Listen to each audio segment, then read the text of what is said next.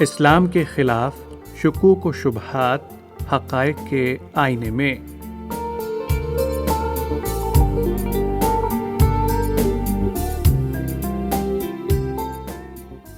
سامعین کرام، السلام علیکم ورحمۃ اللہ وبرکاتہ۔ گزشتہ تقریر نبی کریم صلی اللہ علیہ وسلم کی ناخواندگی کے منکر کے اس قول پر پہنچ کر ختم ہو گئی تھی کہ ما انا بقاری کا مطلب یہ ہو سکتا ہے کہ میں پڑھنے کی استطاعت نہیں رکھتا یا میں پڑھ نہیں سکتا، اور آپ کے ایسا فرمانے کا سبب آپ کا شدت خوف ہو، آپ کا شدید خوف ہو، لیکن پڑھنا نہ جاننا نہیں۔ آپ کے اس خوف کی دلیل یہ ہے کہ اس واقعے کے بعد جب آپ اپنی بیوی خدیجہ کے پاس واپس گئے تو فرمایا، مجھے کپڑا اڑا دو، مجھے کپڑا اڑاؤ، اور خوف کی وجہ سے آپ کانپ بھی رہے تھے۔ مذکورہ منکر حدیث کا یہ دعویٰ چند وجوہ سے غلط ہے۔ نمبر 1، بلا شبہ سید الملائکہ اور سید البشر کے درمیان بلا کسی تمہید کے اچانک یہ ملاقات بڑی پررعب اور خوفناک تھی۔ اگر اللہ تعالیٰ نے اپنے بندے محمد صلی اللہ علیہ وسلم کا دل مضبوط نہ کر دیا ہوتا تو جو کچھ ہوا اس سے بھی زیادہ سخت ہوتا۔ ایک غیر معروف اور اجنبی فرشتے کی اچانک آپ کے پاس آمد، جس کو آپ نہیں جانتے تھے اور نہ اس کے بارے میں کچھ سنا تھا اور نہ آپ کے قلب و دماغ میں کبھی اس کا تصور ہی پیدا ہوا تھا، پھر اس کا آپ کو 3 بار نہایت شدت سے بھیجنا، یہ سب آپ کی مرعوبیت اور خوف زدگی کے لیے بہت تھا۔ اگر اللہ تعالیٰ نے آپ کے دل کو مضبوط نہ کر دیا ہوتا اور آپ کو فطری طور پر غیر معمولی قوت برداشت اور بے خوفی سے نہ نوازا ہوتا تو صورتحال مزید خوفناک ہو گئی تھی۔ 2، ان تمام غیر متوقع اور خوفناک حالات کے باوجود نبی کریم صلی اللہ علیہ وسلم نے اللہ کے فرشتے جبریل کے حکم پڑھو کے جواب میں جو یہ فرمایا تھا، ما انا بقاری، میں پڑھنا نہیں جانتا یا میں پڑھا ہوا نہیں ہوں، تو آپ کا ایسا فرمانا واقعے کے عین مطابق یہ آپ کی صفت ناخواندگی کا صحیح ترجمان تھا، اس لیے کہ امر واقعہ کے اعتبار سے آپ ان پڑھ تھے اور پڑھنا لکھنا نہیں جانتے تھے، جس پر خود قرآن گواہ ہے۔ سورہ اعراف آیت 157، 158، یونس 16، عنکبوت 48۔ یعنی آپ کا یہ فرمانا ما انا بقاری آپ کی خوف زدگی کا نتیجہ نہیں، امر واقعہ کا اظہار تھا۔ 3، اگر ما انا بقاری خوف اور رعب کا نتیجہ ہوتا جیسا کہ منکر حدیث کا دعویٰ ہے تو آپ اس جواب پر قائم نہ رہتے اور کسی معمولی تبدیلی کے بغیر اس کو 3 بار نہ دہراتے۔ 4، سابقہ تقریر میں یہ واضح کر چکا ہوں کہ ام المومنین عائشہ رضی اللہ عنہا کے حوالے سے اس واقعے کے متعلق جتنی صحیح روایات آئی ہیں ان سب میں جبریل علیہ السلام کی طلب اقرا کے جواب میں آپ کا یہی ارشاد مبارک یعنی ما انا بقاری ہی نقل ہوا ہے۔ اب ان صحیح ترین روایات کے مقابلے میں شاذ اور ضعیف روایات کی رٹ لگانا امر واقعہ کے خلاف، امر واقعہ سے یہ اعتراف کی راہ اختیار کرنا ہے، اور ما انا بقاری ایسا اسلوب بیان بھی ہے جس سے کیف اقرؤ میں کیسے پڑھوں، ماذا اقرؤ میں کیا پڑھوں، اور لن اقرا میں ہرگز نہیں پڑھوں گا مطلب لینے کی قطعاً کوئی گنجائش نہیں ہے۔ یہاں یہ بات بھی ذہن میں تازہ رہنی چاہیے کہ ام المومنین عائشہ رضی اللہ عنہا نبی کریم صلی اللہ علیہ وسلم میں سے اپنی روایات میں عدل اور امانت دار ہونے کے ساتھ فصاحت و بلاغت کی نہایت بلند چوٹی پر فائز تھیں اور حقیقی معنوں میں صدیقہ بنت صدیق تھیں۔ مذکورہ منکر حدیث اپنی غلط بیانیوں اور حرزہ سرائیوں کا سلسلہ جاری رکھتے ہوئے دعویٰ کرتا ہے کہ اتلو میں تلاوت کرتا ہوں، تتلو تم تلاوت کرتے ہو، اور اقرا تم پڑھو، اور اقرأ میں پڑھتا ہوں میں بڑا فرق ہے۔ اس نے یہ دعویٰ تو کر ڈالا، مگر دونوں یعنی تلاوت اور قراءت میں فرق دکھانے کے بجائے قرآن پاک سے ایسی چند آیتیں نقل کر دیں جو اس کے مدعا کی تائید نہیں کرتی۔ مثلا فَإِذَا قَرَأْتَ الْقُرْآنَ فَاسْتَعِذْ بِاللَّهِ مِنَ الشَّيْطَانِ الرَّجِيمِ، تو جب تم قرآن پڑھو تو شیطان مردود سے اللہ کی پناہ طلب کر لیا کرو، سورہ نحل آیت 98۔ جبکہ فرمایا اتل ما اوحی الیک من کتاب ربک لا مبدل لکلماتہ ولن تجد من دونہ ملتحدا، اور تم اس کی تلاوت کرو جو تمہارے رب کی طرف سے کتاب میں سے تمہاری طرف وحی کی گئی ہے، اس کی باتوں کو بدلنے والا کوئی نہیں ہے، اور نہ تم اس کے سوا کوئی جائے پناہ پا سکتے ہو، سورہ کہف آیت 27۔ اور فرمایا اقرأ بسم ربک الذی خلق، پڑھو اپنے اس رب کے نام سے جس نے پیدا کیا، سورہ علق آیت 1۔ یہ آیتیں نقل کرنے کے بعد لکھتا ہے سابقہ آیتوں سے یہ نتیجہ نکلا کہ رسول اللہ کبھی تو قراءت کرتے تھے اور کبھی تلاوت، اور تلاوت قراءت کے علاوہ ہے۔ اس جاہل اور ہر دھرم سے کوئی پوچھے کہ محض دعویٰ کرنے سے کوئی چیز ثابت نہیں ہو جاتی۔ جب اس نے اتنا بڑا دعویٰ کیا تھا تو پھر ہر آیت میں مذکور افعال قراتو، اتلو اور اقرا کا مفہوم بیان کر کے یہ دکھانا تھا کہ تلاوت اور قراءت میں کیا فرق ہے۔ دراصل سورہ نحل میں اللہ تعالیٰ کے ارشاد کے مخاطب نبی کریم صلی اللہ علیہ وسلم ہیں، اور آپ سے فرمایا جا رہا ہے کہ جب تم قرآن پڑھنے کا ارادہ کرو تو اعوذ باللہ من الشیطان الرجیم کہہ لیا کرو۔ اور سورہ کہف میں آپ کو یہ حکم دیا گیا ہے کہ اللہ تعالیٰ کی کتاب قرآن سے جو چیز آپ پر بذریعہ وحی نازل کی گئی ہے اسے پڑھ کر لوگوں کو سناؤ۔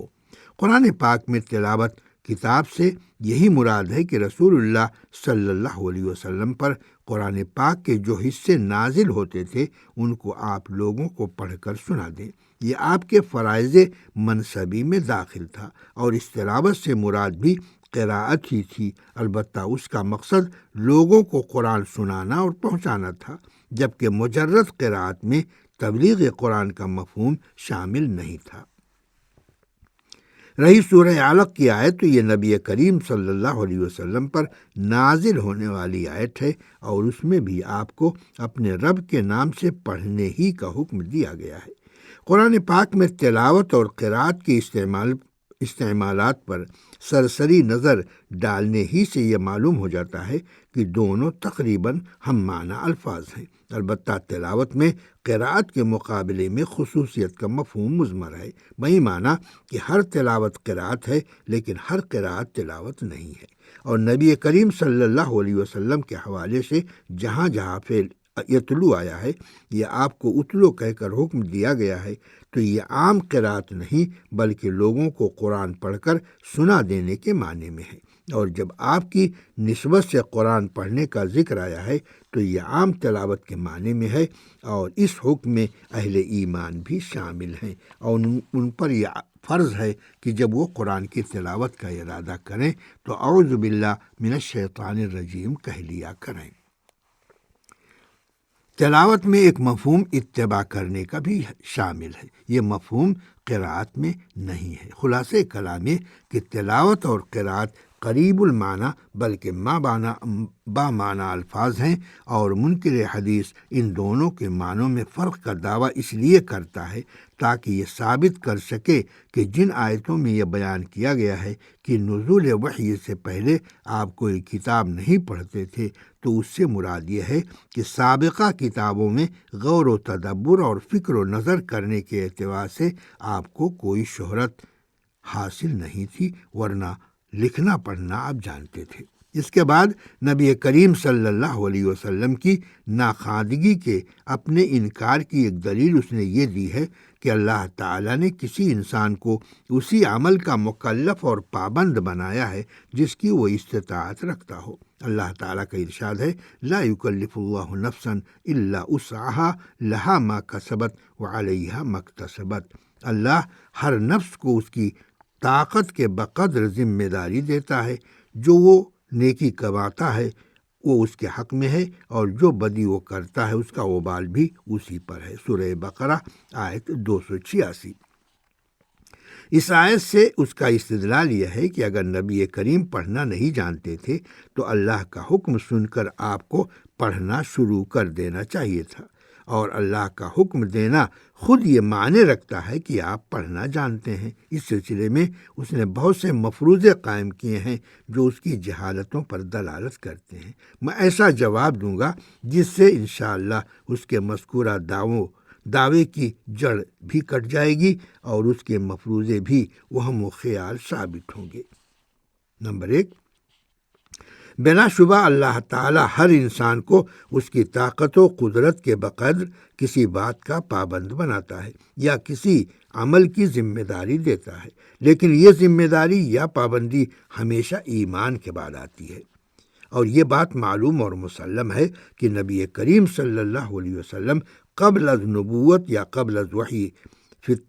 فطرت سلیمہ سے تو موصوف تھے، اور شرک جلی اور خفی سے آپ کی زندگی پاک تو تھی، مگر اصطلاحی معنوں میں آپ اس ایمان سے موصوف نہیں تھے جو کسی شرعی تکلیف کا تقاضا کرتا ہے۔ قرآن کے مطابق تو آپ کتاب اور ایمان کے مفہوم تک سے واقف نہیں تھے۔ اللہ تعالیٰ کا ارشاد ہے وَكَذَلِكَ أَوْحَيْنَا إِلَيْكَ رُوحًا مِّنْ أَمْرِنَا مَا كُنْتَ تَدْرِي مَا الْكِتَابُ وَلَا الْإِيمَانُ وَلَكِنْ جَعَلْنَاهُ نُورًا نَهْدِي بِهِ مَن نَّشَاءُ مِنْ عِبَادِنَا وَإِنَّكَ لَتَهْدِي إِلَىٰ صِرَاطٍ مستقیم۔ اور اسی طرح ہم نے تمہاری طرف اپنے حکم سے ایک روح وحی کی ہے۔ تم تو نہ یہ جانتے تھے کہ کتاب کیا ہے اور ایمان کیا، لیکن ہم نے اسے ایک روشنی بنا دیا جس کے ساتھ ہم اپنے بندوں میں سے جسے چاہتے ہیں ہدایت دیتے ہیں، اور یقیناً تم سیدھے راستے کی طرف رہنمائی کرتے ہو۔ سورہ شورى آیت 52۔ یہ آیت مبارکہ یہ صراحت کرتی ہے کہ رسول اللہ صلی اللہ علیہ وسلم کتاب کا معمولی سا بھی علم نہیں رکھتے تھے۔ کتاب سے مراد جن سے کتاب ہے، یعنی آپ کو اللہ کے رسولوں پر نازل ہونے والی کتابوں اور ان کے مضامین کے بارے میں کوئی علم نہیں تھا۔ اسی طرح آپ ایمان اور اس کے تقاضوں کی بھی کوئی واقفیت نہیں رکھتے تھے۔ پھر جس نے آپ کو پڑھنے کا حکم دیا تھا وہ بھی آپ کے لیے بالکل اجنبی تھا۔ ایسی صورت میں آپ نے ان کو وہی جواب دیا جو امر واقعہ کے عین مطابق تھا، یعنی میں پڑھنا نہیں جانتا یا پڑھا ہوا نہیں ہوں۔ 2،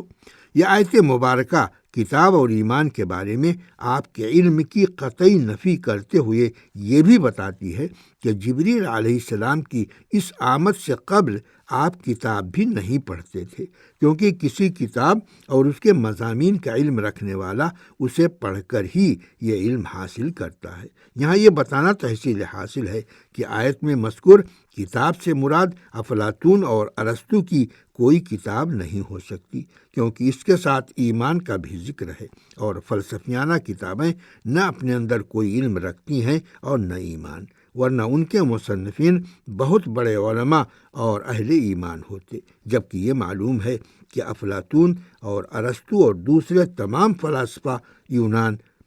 بت پرست تھے۔ مزید یہ کہ اس وقت مکہ میں نہ اللہ تعالیٰ کی نازل کردہ کتابیں تھیں اور نہ فلسفے کی۔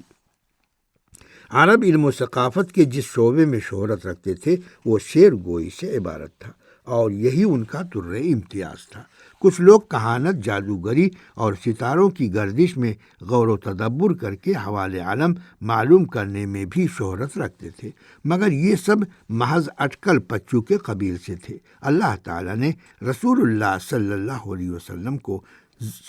شعر و شاعری سے لے کر کہانت اور اس پر مبنی تمام خرافاتی عیوب سے پاک قرار دیا ہے۔ سوال پیدا ہوتا ہے کہ جب نہ آپ آسمانی کتابوں کا علم رکھتے تھے، نہ آپ ایمان کا مفہوم جانتے تھے، اور نہ شاعر، کاہن اور جادوگر تھے، تو پھر کیا لکھتے اور پڑھتے تھے؟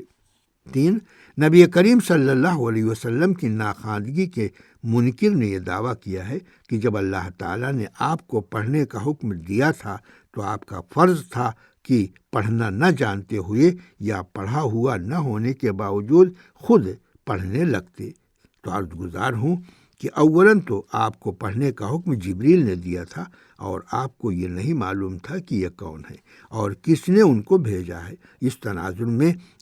آپ نے ان کو وہی جواب دیا جو امر واقعہ کا ترجمان تھا، یعنی میں پڑھنا نہیں جانتا، اور آپ جبریل علیہ السلام کے مطیع بھی نہیں تھے۔ ثانیاً، آپ کے امی ہونے اور کتاب اور ایمان کے بارے میں کوئی علم نہ رکھنے کی وجہ سے آپ پر اس کے سوا کچھ اور کہنے کی پابندی بھی نہیں تھی، اس لیے کہ کسی کو کسی بات کا ذمہ دار اس وقت بنایا جاتا ہے جب وہ مومن ہو، اور اس وقت تک آپ پر شرعی مومن ہونے کا اطلاق بھی نہیں ہوتا تھا۔ لہذا اس منکر حدیث کا سورہ بقرہ کی آیت 286 سے استدلال بے محل ہے۔ 3، قرآن پاک یہ صراحت کرتا ہے کہ موسیٰ علیہ السلام کو جب اللہ تعالیٰ نے فرعون کے پاس جانے کا حکم دیا تھا، اس وقت ان کو معلوم ہو چکا تھا کہ وہ اللہ کے رسول ہیں، پھر بھی انہوں نے اللہ کے حکم کی تنفیذ کرنے کے بجائے اللہ تعالیٰ سے اپنی فرمائشوں کی ایک طویل فہرست پیش کر دی، جس کو اللہ تعالیٰ نے سورہ طٰہٰ کی 11 آیتوں میں بیان کیا ہے، اور ان فرمائشوں پر ان کی گرفت کرنے کے بجائے ان کو پوری کرنے کی سند عطا کر دی۔ اس منکر حدیث سے سوال ہے کہ موسیٰ علیہ السلام کے اس طرز عمل کو وہ کیا نام دیتا ہے، جس کا ذکر قرآن پاک میں بھی آیا ہے، حدیث میں نہیں۔ اس منکر حدیث اور امیت رسول کے منکر کی سب سے گندی اور مذموم حرکت یہ ہے کہ اس نے کفار مکہ کے اس الزام کو بھی اپنے دعوے کی دلیل بنا لیا جو وہ رسول اللہ صلی اللہ علیہ وسلم پر لگاتے تھے، اور یہ دعویٰ کرتے تھے کہ آپ نے یہ قرآن دوسروں کی مدد سے خود لکھ لیا ہے۔ ذرا اس منکر حق کے طرز استدلال کو دیکھیے۔ لکھتا ہے، قرآن سے رسول اللہ صلی اللہ علیہ وسلم کے لکھنا پڑھنا جاننے کی دلیل یہ ہے کہ رسول اللہ مکہ میں پیدا ہوئے اور وہیں پلے بڑھے، اور اہل مکہ کو دوسروں سے زیادہ یہ علم تھا کہ آپ کیا جانتے ہیں اور کیا نہیں۔ اللہ تم پر رحم فرمائے، ذرا ان کے اس قول پر نظر ڈالو جو کتاب اللہ میں آیا ہے، اور جس میں انہوں نے اس رسول کی صفت بیان کی ہے جس کو وہ پوری طرح جانتے اور پہچانتے تھے۔ اللہ تعالیٰ کا ارشاد ہے، وَقَالُوا أَسَاطِيرُ الْأَوَّلِينَ اكْتَتَبَهَا فَيَتُمْلَى عَلَيْهِ بُكْرَةً وَأَصِيلًا، اور انہوں نے کہا یہ پہلے لوگوں کی کہانیاں ہیں جو اس نے لکھوا لی ہیں، یہ صبح و شام اسے سنائی جاتی ہیں۔ سورہ فرقان آیت 5۔ یہ آیت نقل کرنے کے بعد لکھتا ہے، اکتتبہ کے معنی ہیں کہ اس نے ان کی کتابت میں حصہ لیا ہے۔ یہ بھی کہا گیا ہے کہ استملاح اس نے دوسروں سے درخواست کر کے ان سے اس کا املا کرا لیا ہے۔ یہ بھی کہا گیا ہے کہ اس نے بار بار یہ لکھا ہے۔ اب اگر مشرکین مکہ کو یہ معلوم تھا کہ آپ کو حروف ابجدی معلوم نہیں ہے، یا قرآن رسول اللہ اور آپ کے فاضل صحابہ کے سینوں میں زبانی ثبت ہے، تو وہ یہ نہ کہتے اس نے ان کے ساتھ مل کر اسے لکھ لیا ہے یا ان سے اس کا املا کرا لیا ہے۔ لہٰذا اس آیت سے معلوم ہوا کہ رسول اللہ عمومی طور پر لکھنا جانتے تھے، پھر اہل کتاب میں سے کسی نے اپنی کہانیاں ضبط تحریر میں لانے کا ہنر آپ کو سکھا دیا، یعنی آپ پر انہیں املا کر دیا، تو کیا وہ یہ بات ایسے شخص کے بارے میں کہہ سکتے تھے جو ان کے درمیان کتابت کی صفت سے عاری رہ کر پلا بڑھا ہو؟ اس بددیانت افطرا پرداز اور دروغ گو کے ان دعووں کا جواب دیتے ہوئے عرض گزار ہوں کہ اس نے کفار مکہ کے جس قول کو دلیل بنایا ہے وہ امر واقعہ نہیں بلکہ کفار کا افطرا ہے، اور افطرا صحت و صداقت سے عاری چیز کو کہتے ہیں۔ اس منکر حدیث کو بھی یہ بات معلوم تھی، اسی لیے اس نے سلسلہ کلام کا پہلا حصہ حذف کر دیا اور آخری حصہ نقل کرنے پر اکتفا کیا۔ اس طرح کفار کے اس پورے قول پر اللہ تعالیٰ نے جو حکم لگایا ہے وہ قاری کے سامنے نہیں آ سکا ہے، اور وہ اس کی کس بیانی، علمی خیانت اور غلط استدلال سے واقف نہیں ہو سکا۔ میں اللہ تعالیٰ کا پورا ارشاد مبارک نقل کر دیتا ہوں جس سے اس منکر حدیث کی خباثت باطنی آشکارا ہو جائے گی۔ اللہ تعالیٰ کا ارشاد ہے وقال الذین کفروا ان ھذا الا افک افترا واعانہ علیہ قوم آخرون فقد جاءوا ظلما وزورا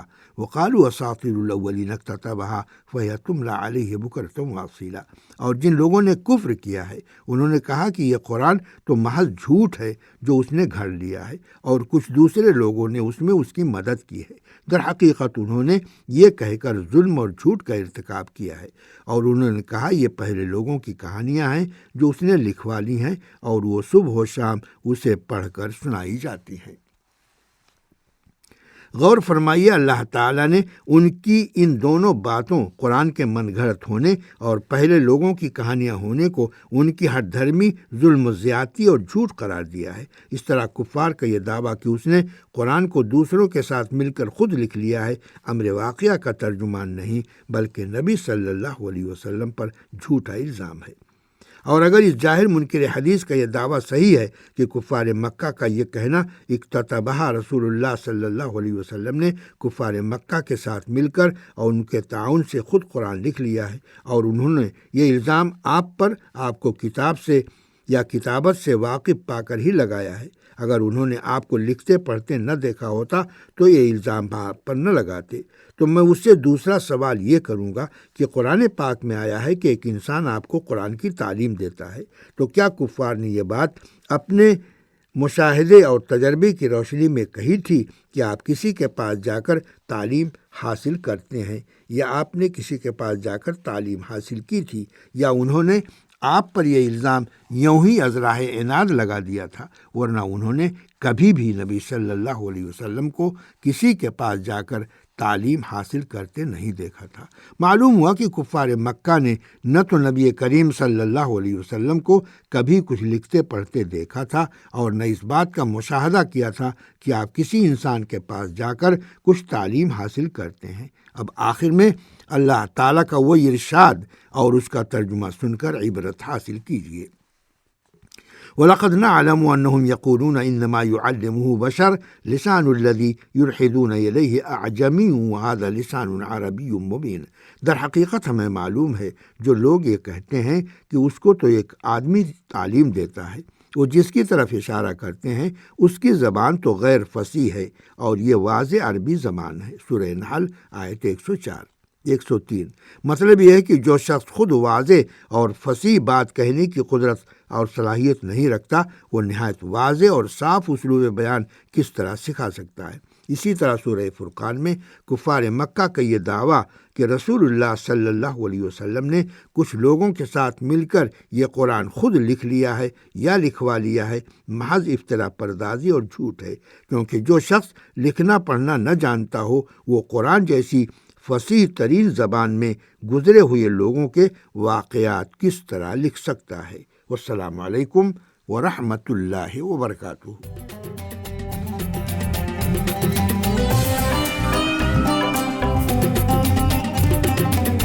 سعودی عالمی اردو نشریات